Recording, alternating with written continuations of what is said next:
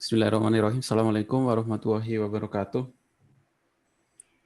Waalaikumsalam Waalaikumsalam warahmatullahi wabarakatuh. Alhamdulillah di hari ini kita masuk ke pertemuan 13. Pertemuan 13 ini kita bahas tentang materi yang kemarin kalian temukan kalau kalian mengerjakan SoloLearn ya, pointer, dan kita hari ini bahas tentang fungsi juga. Saya harap nanti sampai UAS materi yang ada di SoloLearn itu sudah tersampaikan semua ya. Kalau saya lihat di websitenya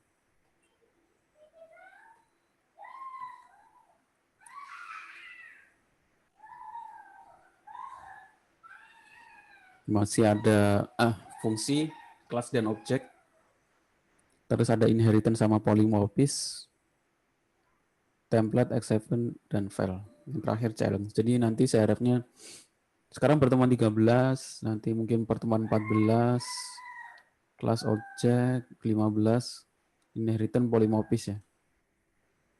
Jadi nanti masing-masing setelah mata kuliah ini atau setelah pertemuan 15 itu semuanya sudah bisa mengerjakan dan mendapatkan sertifikat yang ada di SoloLearn. Bisa kalian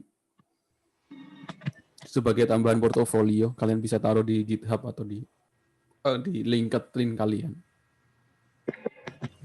Terus untuk project UAS-nya, saya kasih tahu kisi-kisinya sekarang. Untuk project UAS itu kalian buat aplikasi atau sistem yang tentang apapun itu, yang penting di dalamnya itu ada semua materi yang saya berikan. Ada if, ada for, ada data array, ada pointer.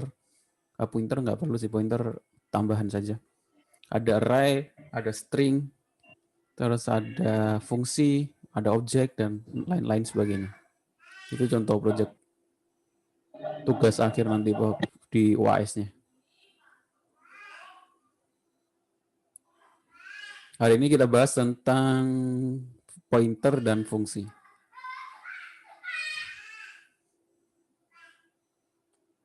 Nah, sebelumnya saya jelaskan dulu untuk ini yang ketinggalan di minggu kemarin ya, di pertemuan sebelumnya. Kemarin kayaknya ada yang tanya perbedaan string dan karakter. Materi ini saya ambil dari SoloLearn.com ya. Kalau SoloLearn sebelum ada pertanyaan biasanya ada materi ya, ada yang perlu dibaca dan menurut saya bagus-bagus ya, bisa sebagai tambahan. Jadi di sini ada perbedaan string dan karakter. Di dalam yang di bawah ini yang dikasih warning in C++, di dalam C++ single question mark indikasi bahwa dia adalah karakter. Jadi perbedaan string sama karakter itu adalah kalau string itu menggunakan double kutip 2 seperti ini, dan dia string adalah kumpulan dari beberapa karakter, number, dan simbol. Tapi kalau karakter disebut karakter karena dia pakai single kutip atau kutip satu dan dia cuma satu karakter. Itu dalam C++. Jadi ada string, ada karakter. Tapi kalau karakternya, kalau char saja, itu cuma satu. Tapi kalau ditulis char dalam kurung 10, berarti dia sama seperti string. Sama seperti string, char yang terdiri dari beberapa karakter. Jadi sebenarnya bisa, kalau seperti nama dan lain-lain, kita bisa pakai string, bisa pakai karakter. Kalau string itu kita cukup tipe datanya string, tapi kalau karakter kita tentukan dia menjadi array, karena karakter aslinya adalah cuma satu. Oke, seperti itu. Selanjutnya kita masuk ke pengertian pointer.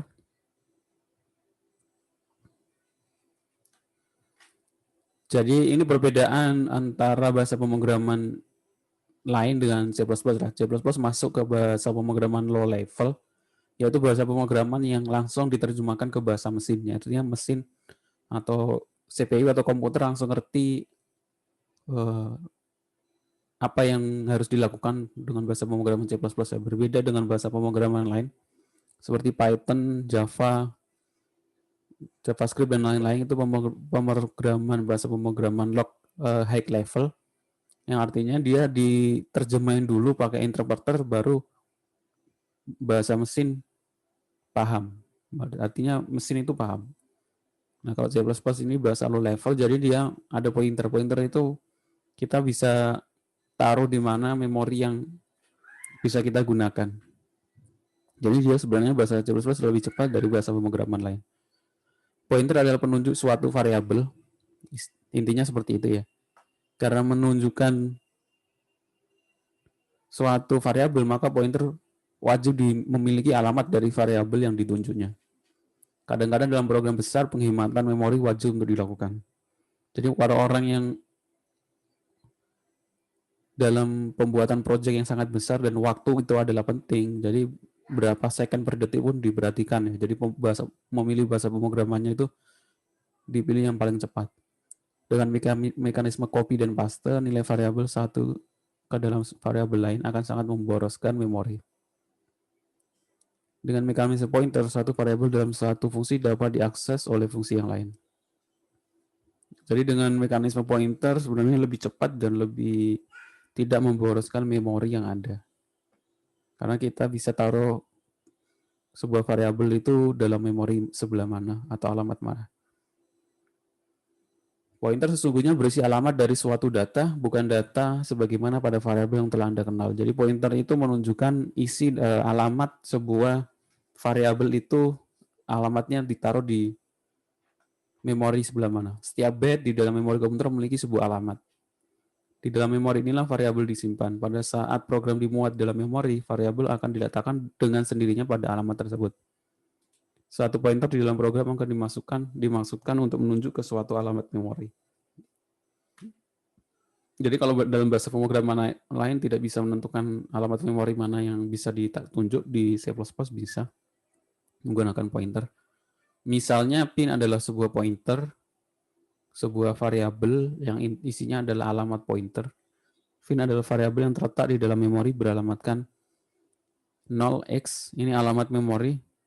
Biasanya diawali dengan 0 dan X, itu menandakan bahwa dia heksadesimal. Jadi ini pointer namanya pin ini adalah variabel, kita taruh di pointer tersebut. Itu gambarannya dalam sebuah sistem.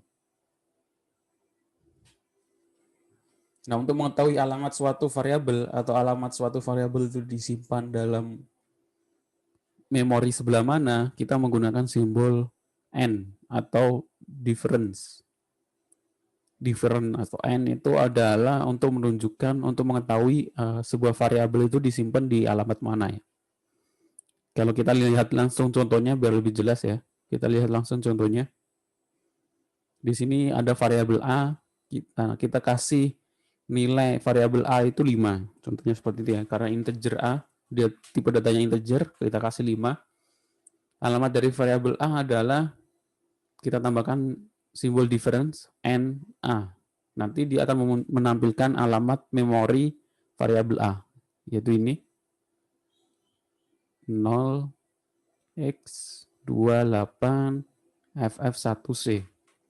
Karena dia heksadesimal kan, heksadesimal itu dari 0 sampai 9, terus A, B, C, D, E, F ya, sampai 16. Jadi sampai ada F, ada C juga, ada huruf ya. Nilai variabel A, kalau kita cetak dengan perintah cout A saja, dia akan menampilkan isi variabel A. Tapi kalau kita pakai different A atau NA, dia akan menampilkan variabel A itu ditaruh di memori sebelah mana. Untuk mendefinisikan variabel pointer juga bisa didefinisikan apakah dia nanti diisi itu dengan tipe data integer, char, atau float. Kita pakai deklarasi seperti ini, sama. Nah, untuk sebuah pointer kita deklarasikan, kita kasih nama, caranya dengan, kan tadi 0x itu kan alamatnya. Nah, ini bisa kita masukkan ke dalam variabel dengan cara seperti ini, tipe data, pakai tanda bintang kecil, atau namanya reference, untuk menandakan bahwa dia itu pointer. Contohnya seperti ini. Kesimpulannya pointer itu seperti ini ya.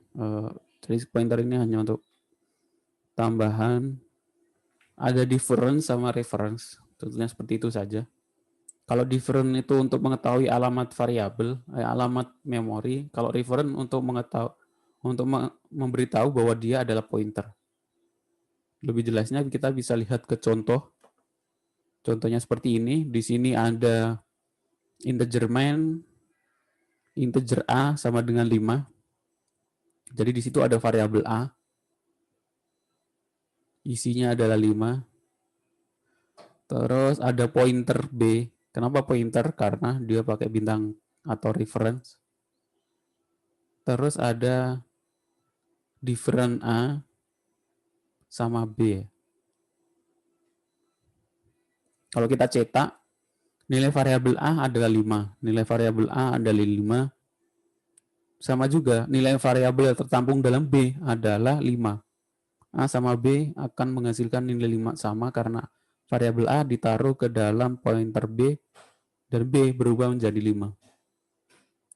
Tapi kalau kita cetak alamat variabel A dengan NA, di sini dengan NA, alamat variabel NA itu menampilkan alamat memori, karena di sini B, pointer B itu sama dengan NA, jadi NA sama B isinya sama, alamat memori juga, dan B adalah menjadi terisi variabel dari A, yaitu isinya 5. Ada reference, ada difference.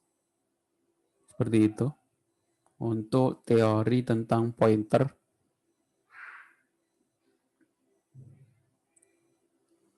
Kita masuk ke fungsi.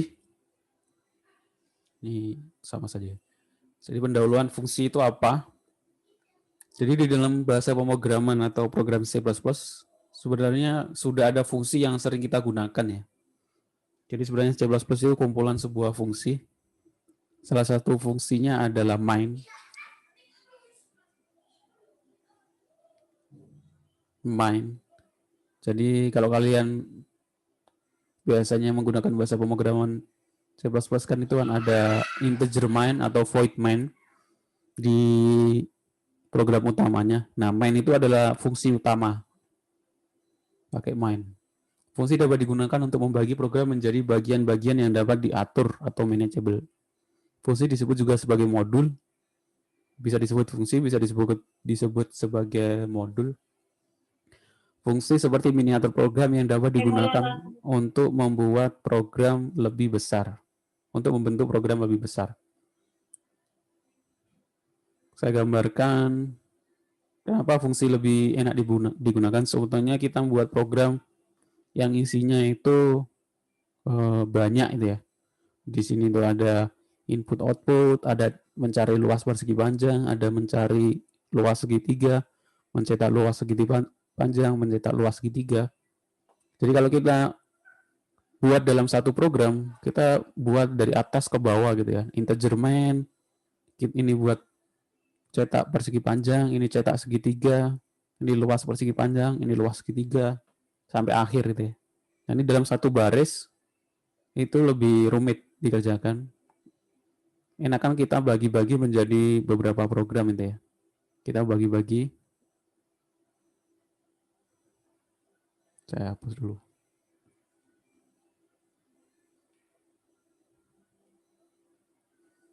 Lebih enak kalau kita bagi-bagi ke dalam program panjang gini. Kita bagi menjadi ini untuk mencari luas persegi panjang. Ini mencari luas segitiga. Ini mencetak luas persegi panjang. Ini mencetak luas segitiga. Baru yang bawah ini integer main. Nah, integer main ini baru nanti manggil fungsi yang di atasnya.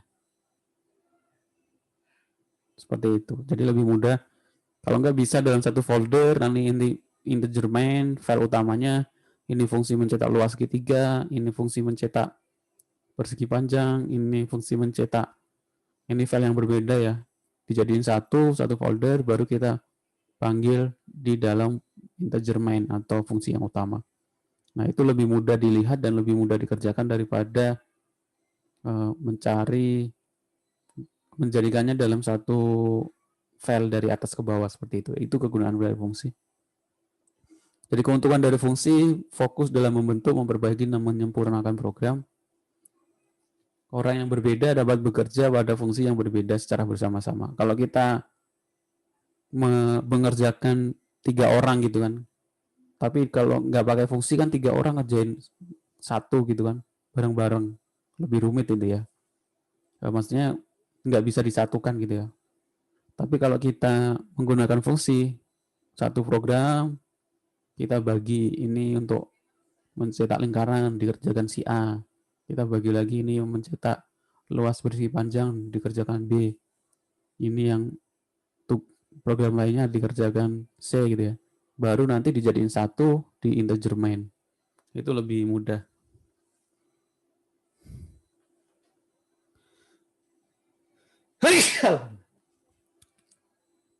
Orang yang berbeda dapat bekerja pada fungsi yang berbeda. Makanya itu disebut kolaborasi. Sekarang banyak salah satu aplikasi yang digunakan untuk berkolaborasi namanya ini ya, version control. Salah satu produk version control yang paling ramai yaitu ya GitHub ya. GitHub itu salah satu kolaborasi yang bisa dipakai. Jadi di situ satu project bisa dikerjakan banyak orang berkolaborasi. Jika fungsi digunakan pada lebih dari satu tempat di program atau pada program lain, fungsi dapat ditulis satu kali dan digunakan berkali-kali. Ini sering terjadi kalau kita membuat program yang sangat besar, terus ada fungsi, contoh sederhana kita membuat aplikasi Android, terus di sini ada fungsi menampilkan tanggal atau jam gitu ya. Ya kita nggak perlu menulis program menampilkan tanggal atau jam itu berkali-kali di halaman home, di halaman peserta admin, di halaman profil dan lain-lain. Kita nggak perlu nulis berkali-kali. Kita cukup tulis sekali, terus kita panggil berkali-kali. Kita mau gunakan di sebelah mana, kita tinggal panggil. Nah itu keuntungan dari fungsi juga. Tidak perlu menuliskan suatu program berkali-kali. Membuat program dapat dibaca dengan mudah karena fungsi mengurangi kompleksitas dari fungsi main. Jadi kalau program itu cuma satu kan semuanya ngumpul di integer main atau di void main. Tapi kalau fungsi itu berada di tempat lain, jadi fungsi main itu cuma isinya hanya fungsi-fungsi saja. Jadi lebih mudah dilihat dan lebih mudah mengurangi kompleksitas dari integer main atau fungsi main. Itu beberapa dari keuntungan menggunakan fungsi.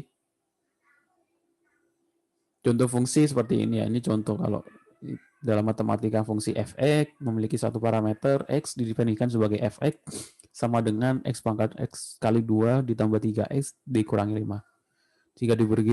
Jika harga x atau nilai x adalah 4, maka f(x) akan menghasilkan 23. Jika diberi 1, maka menghasilkan min 1. Jadi x-nya ini kalau dikasih 4, hasilnya 23. Itu salah satu contoh fungsi ya, kalau dalam matematika atau kalkulus. Ada juga ini yang fungsi dengan variabel yang dibutuhkan itu 1, atau parameternya itu cuma 1. Kalau parameternya 2 ya, nanti di C++ juga ada parameter ya. Ada fungsi yang menggunakan parameter, ada fungsi yang tanpa menggunakan parameter, ada fungsi yang menggunakan lebih dari satu parameter. Parameter itu bisa banyak. Ini ada contohnya fungsi f(x) sama y. Itu contoh fungsi.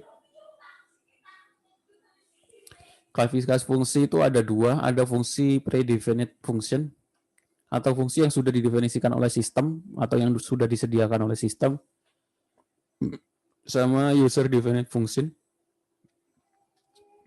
atau fungsi yang kita definisikan sendiri. Nah, fungsi yang kita definisikan sendiri itu dibagi menjadi 2, fungsi dengan nilai balik dan fungsi tanpa nilai balik. Nanti saya ada contohnya.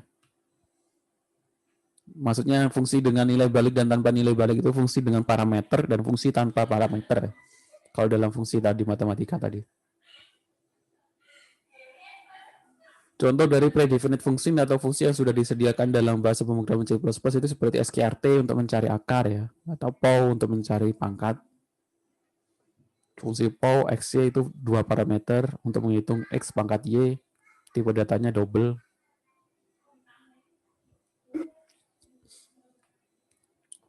Nah, untuk fungsi yang sudah disediakan oleh C++ atau predefined function, itu kita harus menggunakan namanya menyertakan header file ya. Kita panggil dulu. Kalau fungsi cin cout itu kita pakai iostream. Kalau fungsi yang kita gunakan dalam matematika seperti sqrt tadi, kita menggunakan file header cmath mengandung fungsi math.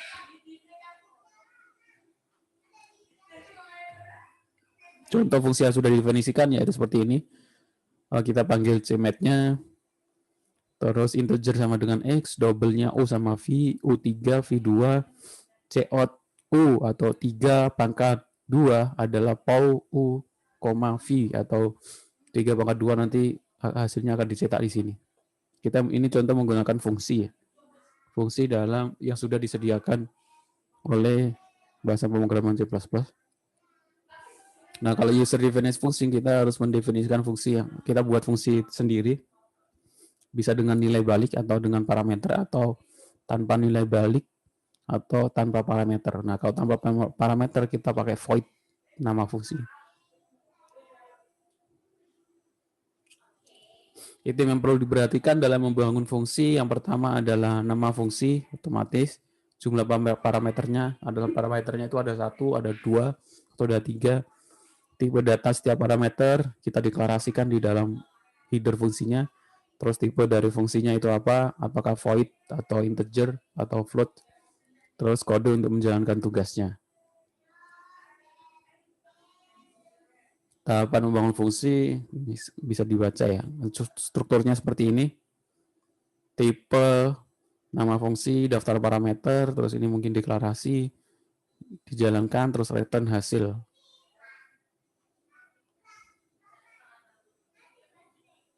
Contohnya seperti ini nih, kerangkanya atau formatnya. Contoh fungsi fx ini ya, fx kuadrat. Di sini adalah tipe data yang integer, fx kuadrat.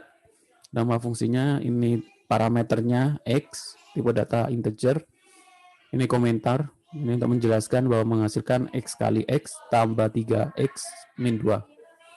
Terus ini prosesnya, algoritmanya return x kurangi x ditambah 3x min 2. Boleh seperti ini, atau kita boleh menggunakan variabel baru dengan integer hasil. Kita taruh hasilnya ditaruh di variabel hasil, terus return kita kembalikan nilai hasilnya.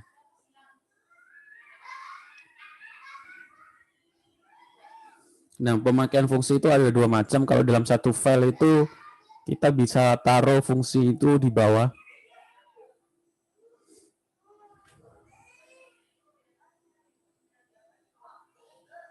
Ini program utamanya, ini pemakaian fungsinya, ini deklarasi fungsi ya. Itu kalau fungsinya berada di bawah. Tapi kita bisa taruh fungsi di atas. Itu juga bisa. Jadi ada 2, kita bisa 2 macam. Kita bisa taruh di bawah.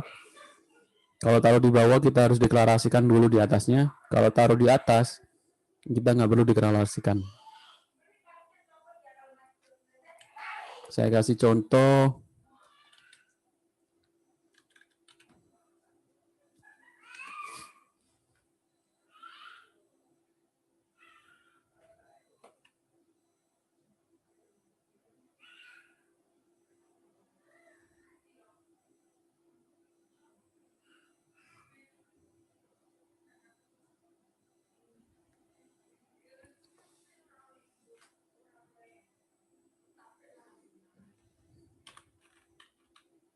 Biar kelihatan saya hilangin spasinya.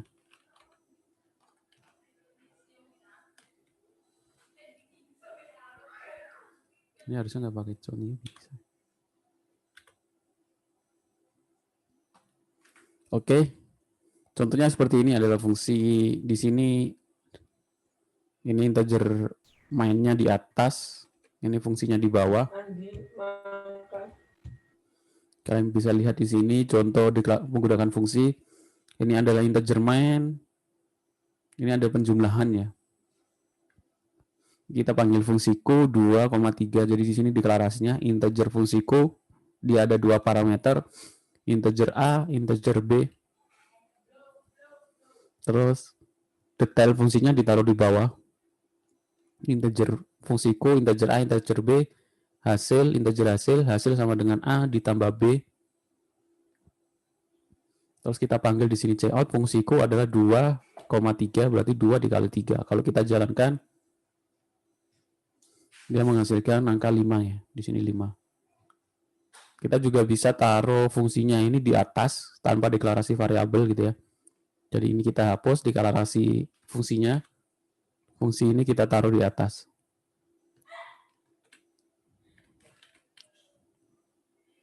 Ini juga sama saja menghasilkan nilai. Ini untuk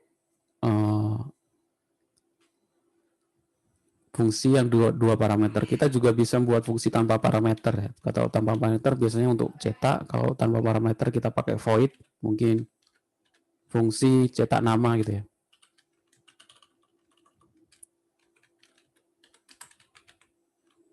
Pakai underscore. Di sini kalau pakai void berarti tidak ada nilai yang dikembalikan, karakternya nggak ada ya. Isi fungsinya adalah mencetak nama ya, cout.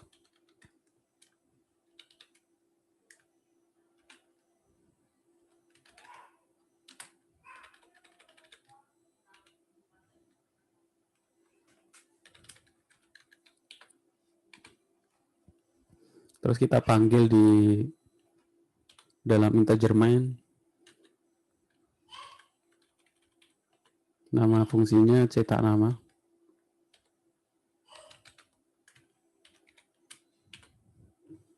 Kalau kita jalankan, jadi munculkan nama ya. Nama seseorang di sini, contohnya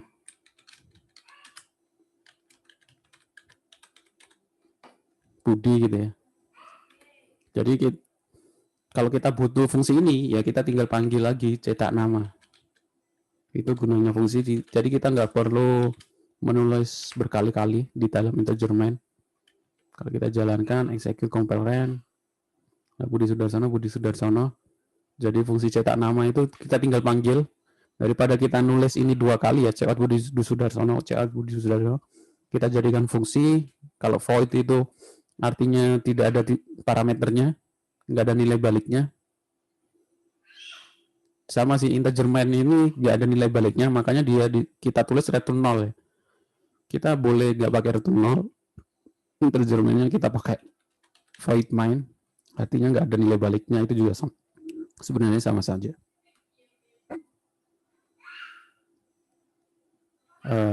Main must return integer. Oh, berarti kalau di dalam dev C++ harus ada returnnya.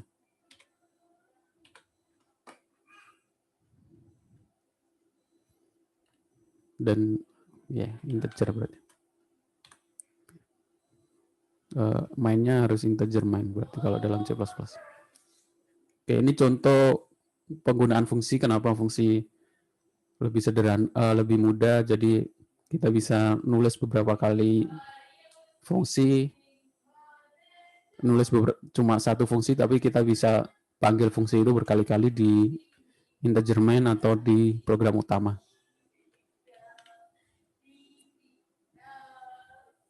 Itu contohnya apa? Mungkin ini deklarasi fungsi, bisa relasi fungsinya di bawah atau relasi fungsinya di atas tapi tanpa deklarasi fungsi.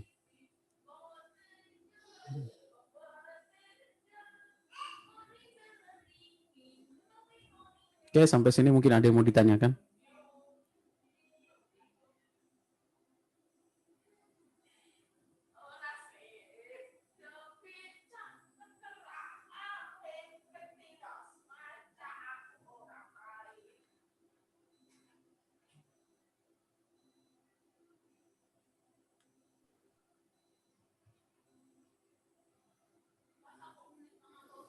Ada yang ditanyakan? Nggak ada. Saya lanjutkan. Ini saya ambil materi dari fungsi ya. Habis ini kalian boleh kerjakan ini seloran di fungsi, boleh kalian kerjakan, tapi nggak perlu dikumpulkan. Jadi bukan tugas. Saya cuma kalau bisa sih dikerjakan. Jadi saya ini selanjutnya adalah materi dalam fungsi yang saya ambil dari Soloren. Jadi di sini ada definisi fungsi. Return type, jadi tipe fungsi itu ada yang integer main. Kalau itu dia pakai harus return 0. Kalau tanpa return itu pakai void. Itu dari fungsinya. Ini penjelasan saya ambil dari soloren.com. Nah, untuk definisi fungsinya seperti ini. Contoh void ya seperti ini ya. Void bring something cout here.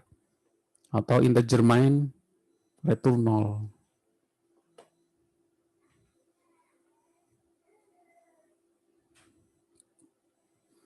Terus fungsi parameter, multiple parameter. Tadi sudah saya jelaskan. Ada parameternya 1, ada 2 parameter, atau mungkin ada 3, boleh banyak. Nggak terbatas. Oke, seperti itu. Kalau nggak ada yang ditanyakan, saya cukupkan. Jadi silakan dipelajari. Intinya nanti di Project UAS ya. Di Project UAS itu nanti masing-masing buat program yang menampilkan semua materi yang sudah diberikan ya. Jadi semua materi itu diimplementasikan dalam satu program. Programnya dalam bentuk apa terserah masing-masing. Seperti itu. Oke, kalau nggak ada lagi yang ditanyakan, saya cukupkan. Jadi minggu ini nggak ada tugas. Mungkin minggu depan sempat bertemu UAS nanti. Terima kasih atas kehadirannya. Saya mohon maaf kalau ada salah-salah kata. Assalamualaikum warahmatullahi wabarakatuh. Waalaikumsalam warahmatullahi wabarakatuh. Waalaikumsalam warahmatullahi wabarakatuh.